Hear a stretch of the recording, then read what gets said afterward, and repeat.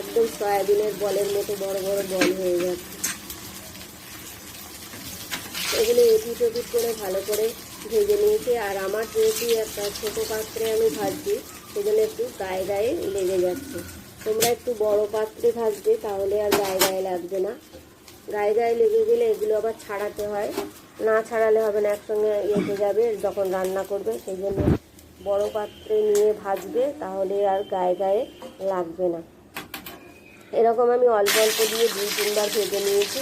যেহেতু ছোটো পাত্রে ভাজছি, ওই জন্য 2-3 বার ভেজেছি, তবুও আমার ওগুলো গায়ে গায়ে লেগে গেছে। আর লেগে যাওয়ার ফলে এগুলো আমি পরে আবার হাত দিয়ে আস্তে আস্তে ছাড়িয়ে নিয়েছি। এমনিই ছেড়ে গেছে, ছিঁড়ে যায়নি কোনো কিছু। এগুলো শুধু আমি খেয়ে দেখিনি, তবে মনে হয় শুধু খেতেও ভালো লাগবে। যদি তোমরা পারো করার সময় শুধু খেয়ে দেখতে পারো, মনে হয় খুবই ভালো লাগবে শুধু খেতে।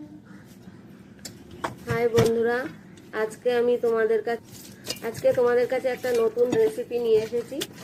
এই রেসিপিটা আমি ইউটিউবে দেখেছি এবং সেই জন্যে তোমাদের কাছে নিয়ে এসেছি, যে এটা তৈরিও করেছি। আজকে তৈরি করে খেয়ে দেখেছি, ভালো হয়েছে। কিন্তু যারা মাছ মাংস পছন্দ করে তাদের কাছে এটা অতটা ভালো লাগবে না।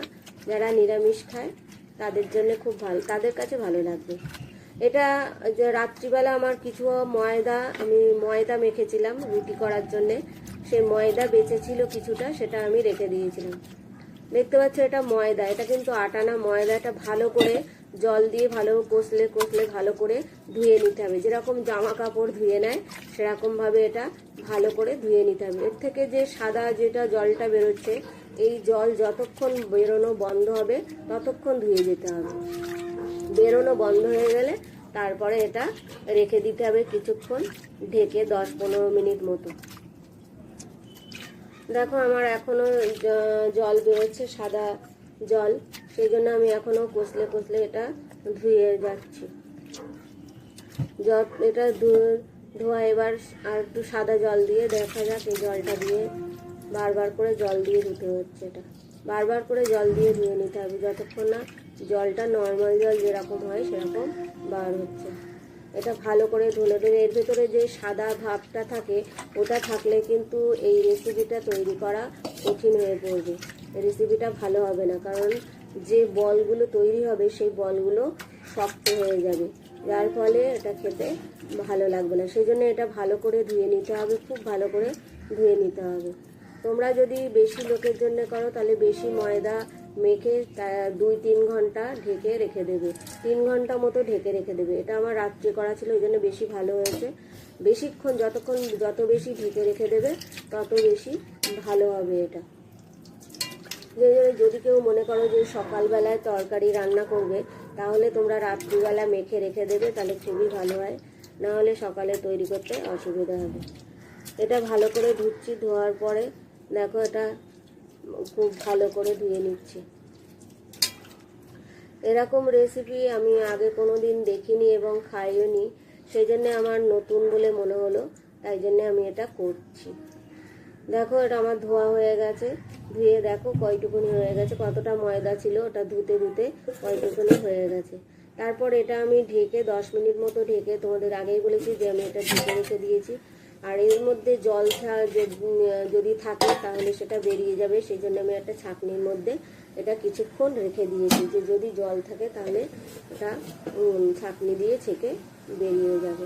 আর এদিকে আমি একটা ছোট্ট পাত্র নিয়েছি, তাতে তেল দিয়েছি এটা ভাজার জন্য। এবার ঢাকা খুলে নিয়ে তারপরে ওগুলোকে আমি ছোট ছোট বল করেছি।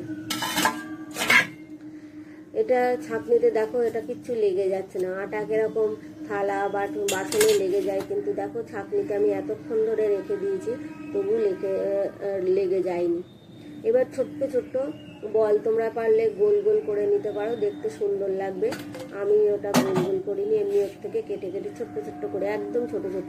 বেশি বড় হলে আবার সেগুলোকে আমি 2 অর্ধেক করে ভালো করে কেটে নিয়েছি। তোমরা দেখো এরকম ছোট ছোট বল করবে, অনেকগুলো হবে। তোমরা যদি বেশি লোকের জন্য করো তাহলে 1 কিলো 500 ময়দা মেখে নিয়ে করতে পারো। একবার অল্প করে খেয়ে দেখতে পারো, যদি ভালো লাগে তাহলে আবার দ্বিতীয়বার করবে, আর যদি ভালো না লাগে তাহলে করবে না। ট্রাই করে দেখতে পারো তোমরা। আমি ট্রাই করে দেখলাম, এবার ওই তেলের মধ্যে বলগুলো ছেড়ে দেবো। বলগুলো ছাড়ার ফলে দেখো কিরকম বড় বড় হয়ে যাবে বলগুলো।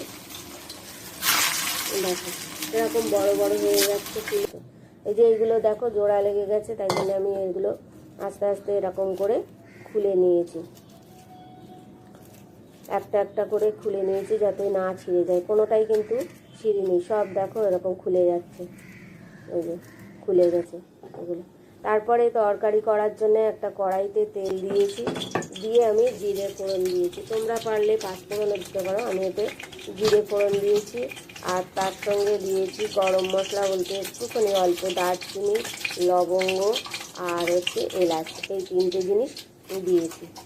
দিয়ে তার মধ্যে আলু দিয়েছি, ছোট ছোট করে আলু। তোমরা চাইলে এটা আলু ছাড়াও রান্না করতে পারো, আমি এতে আলু দিয়েছি। সবাই তো সমানভাবে খায় না, এক এক রকম করে খায়, কিন্তু রান্নাটা যে করা যায় সেটা দেখানোর জন্য তোমাদেরকে আমি দেখাচ্ছি।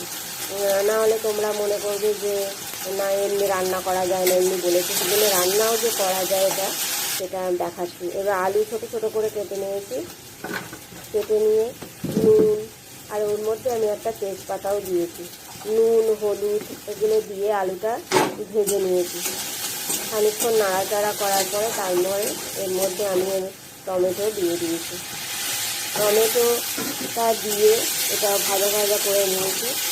চাইলে তোমরা সব মশলা একসঙ্গে পেস্ট করে নিয়েও দিতে পারো, সেটাও ভালো হবে। তারপরে আমি জিরে আর আদা বেটে রেখেছিলাম, সেই জিরে আদা নিরামিষ যেহেতু জিরে আর আদা, তোমরা চাইলে কাজু বাদাম তারপর চারমগজ বাটা এগুলো দিতে পারো, টেস্ট হবে। যত কিছু মশলা দেবে কোনো তরকারি, যে কোনো তরকারিতে যত বেশি মশলা দেবে তত টেস্ট হয়। মশলার উপরেই তরকারি টেস্ট হয়ে যায়, কিন্তু এটা মাপ অনুযায়ী দিতে হবে।